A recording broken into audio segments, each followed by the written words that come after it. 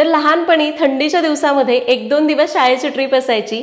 त्यावेळी आईचा एक मेनू ठरलेला असायचा जो ती मला डब्यामध्ये द्यायची, भरपूर टिकणारी खुसखुशीत अशी गुळपोळी आणि तिखट पुऱ्या। तर तुम्ही लहानपणी ट्रिपला जायचा त्यावेळी तुमच्याही तुम्हाला काय करून द्यायची किंवा आता तुम्ही तुमच्या मुलांना ट्रिपसाठी काय करून देता हे मला कमेंट्समध्ये सांगा। तर त्यावेळी बाहेर असं स्नॅक्स पटकन मिळायचं नाही, त्यामुळे आई अशी भरपूर टिकणारे काहीतरी पदार्थ करून द्यायची। त्यातलाच एक आठवणीतला पदार्थ म्हणजे खुसखुशीत गुळपोळी। तर आज सरिताज किचनमध्ये आपण खुसखुशीत 15 ते 20 दिवस टिकणारी गुळपोळी कशी करायची ते बघणार आहोत। तर बऱ्याच जणांना गुळपोळी करताना कुठे अडचण येते, तर पोळी चिवट होते किंवा ती भाजताना तव्याला चिकटून बसते। तर इथं मी तुम्हाला माझ्या आईची परफेक्ट गुळपोळीची रेसिपी शेअर करतेय। प्रत्येक साहित्याचं अगदी परफेक्ट प्रमाण घेतलंय, त्यामुळे होणारा पदार्थ किंवा तयार होणारी गुळपोळी ही 15 ते 20 दिवस आरामात टिकते आणि खूप जास्त खुसखुशीत होते। आणि हे सारण एकदा करून ठेवलं हे तर 2 ते 3 महिने फ्रीज शिवायही आरामात टिकतं। सुरुवात करूयात। तर सगळ्यात पहिल्यांदा आपण याच्यावरची कणिक मळून घेतोय। तर त्यासाठी शक्यतो असं खोलगट कुंडा किंवा भांडं घ्यायचं। इथं मी 2 वाट्या गव्हाची कणिक घेतली आहे, त्यामध्ये घालूयात पाव वाटी बेसन। बेसनाऐवजी तुम्ही तांदळाची पिठी सुद्धा वापरू शकता। बेसन घातल्यामुळं पोळी खूप खुसखुशीत होते, अजिबात चिवट होत नाही। त्याचबरोबर यामध्ये घालायचं आहे चवीपुरतं मीठ। आता याला मिक्स करून घेऊया आणि आता पोळी छान खुसखुशीत व्हावी, बेसन तर वापरलेलंच आहे, पण यामध्ये आपल्याला घालायचं आहे कडकडीत तेलाचं मोहन। तर आपण 2 वाट्या कणिक घेतली होती, त्यासाठी आपल्याला पाव वाटी कडकडीत तेलाचं किंवा तुपाचं मोहन सुद्धा तुम्ही वापरू शकता। तेल आता कडकडीत आहे त्यामुळे मी चमच्याने मिक्स करून घेते। चमच्याने मिक्स केलं, तेल थोडं कोमट झालं की सगळ्या कणकेला चांगलं चोळून घ्यायचं आहे, म्हणजे पोळी सगळीकडून एकसारखी खुसखुशीत होईल। तर सगळं तेल कणकेला चांगलं लावून घेतलं। आता थोडं थोडं पाणी घालून याला घट्ट मळायचं आहे।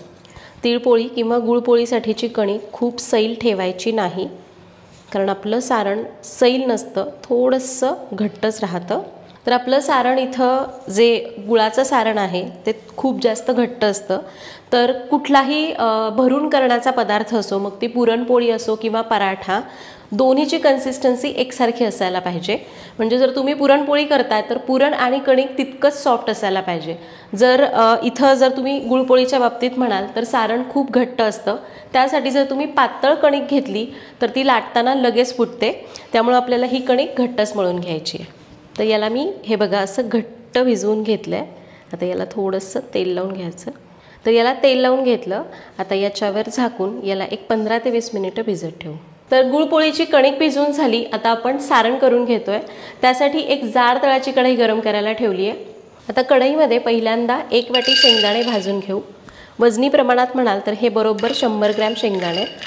शेंगदाणे मंद आचेवर चांगले खरपूस भाजून घ्यायचे। तर शेंगदाणे बघा असे साल तडकेपर्यंत चांगले खरपूस भाजले गेले, काढून घेऊया। आता खोबऱ्याचा किस भाजायचा आहे। इथं मी 1 वाटी सुकं खोबरं घेतलं आहे। वजनी प्रमाणात म्हणाल तर 50 ग्रॅम खोबरं आहे।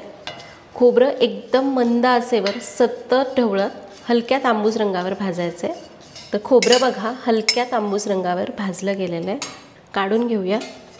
आता तीळ भाजून घ्यायचे। इथं मी 1.5 वाटी गावरान तीळ घेतलेले आहे। वजनी प्रमाणात म्हणाल तर हे बरोबर 150 ग्रॅम तीळ आहेत।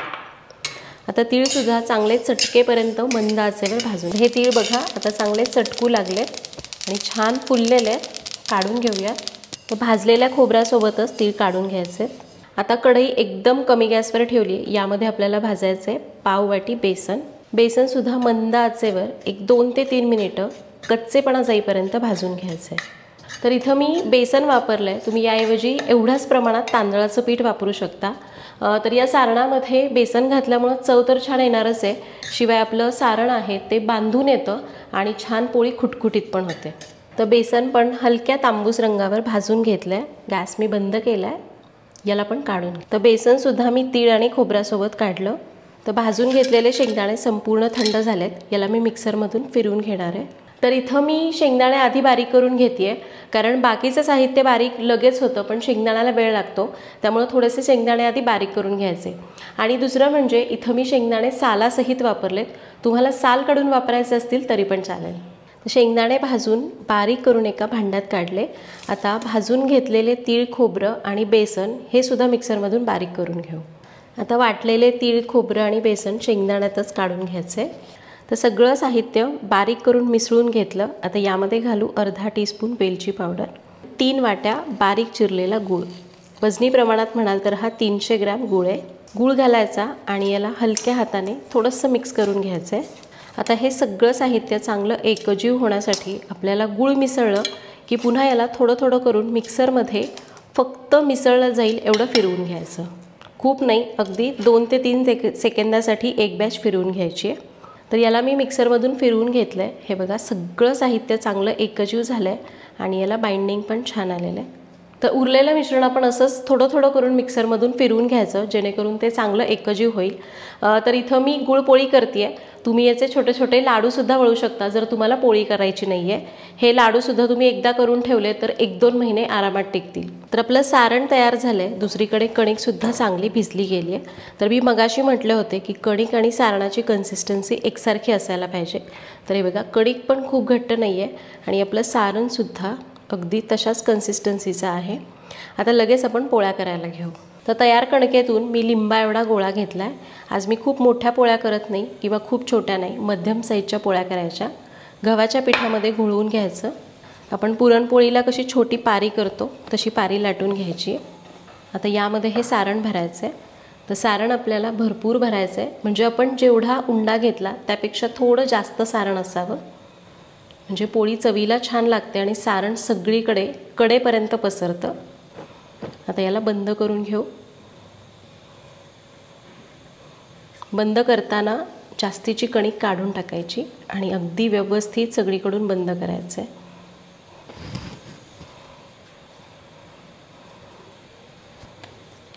याला बंद केलं. आता याला परत गव्हाच्या पिठामध्ये घोळवून घ्यायचं.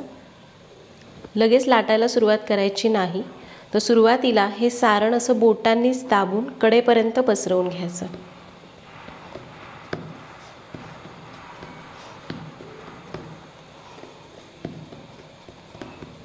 तर हे बघा सारण कडेपर्यंत पसरलं की परत गव्हाच्या पिठामध्ये घोळवून याला लाटून घ्यायचं आहे.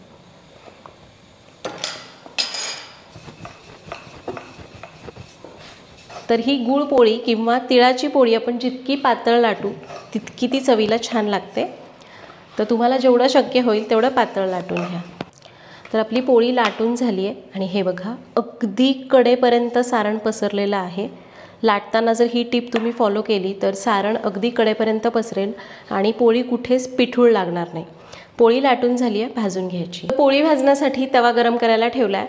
आता लक्षात घ्या, जर तुम्हाला प्रवासासाठी किंवा खूप जास्त दिवस या पोळ्या टिकवून ठेवायच्यात तर पोळी भाजताना कमीत कमी तेलाचा वापर करा आणि तूप तर अजिबात वापरू नका, कारण तुम्ही जर तूप लावलं तर ही पोळी लगेच वास धरते.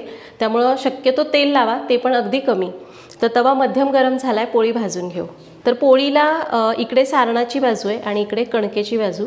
तर सुरुवातीला कणकेची बाजू खाली करून मग पोळी भाजायची आणि पोळी तव्यावर टाकली की थोडीशी अशी फिरवून घ्यायची, म्हणजे ती चिकटणार नाही. आता गॅस मध्यम ठेवला होता. साधारण एक 15 सेकंदांनी याच्यावर थोडेसे बबल्स आले की अगदी थोडंसं तेल लावून घ्यायचं या बाजूला, कारण इकडे सारणाची बाजू आहे ती चिकटू शकते, आणि पोळी उलटून घ्यायची.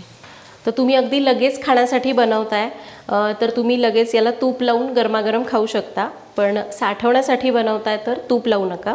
आणि अजून एक गोष्ट, ही पोळी हाताने उलटायची नाही. यामध्ये गुळाचा वापर केला आहे, हाताला खूप जास्त चटका बसू शकतो, त्यामुळं उलथानाचाच वापर करा. ही पोळी भाजायला फार वेळ लागत नाही, अगदी मिनिटभरात पोळी भाजून होते, कारण बरीच पातळ असते आणि गूळ लगेच गरम होतो त्यामुळं. तर पोळी दोन्ही बाजूने खरपूस भाजून झाली आहे, काढून घेऊया.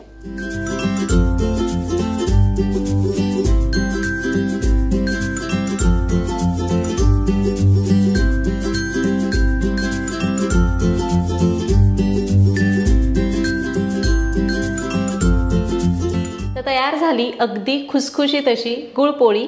इथं मी सगळ्या साहित्याचं अगदी बरोबर प्रमाण घेतलं आहे. जो गुळ वापरला आहे त्यामध्ये अगदी योग्य गोडीची पोळी तयार होते.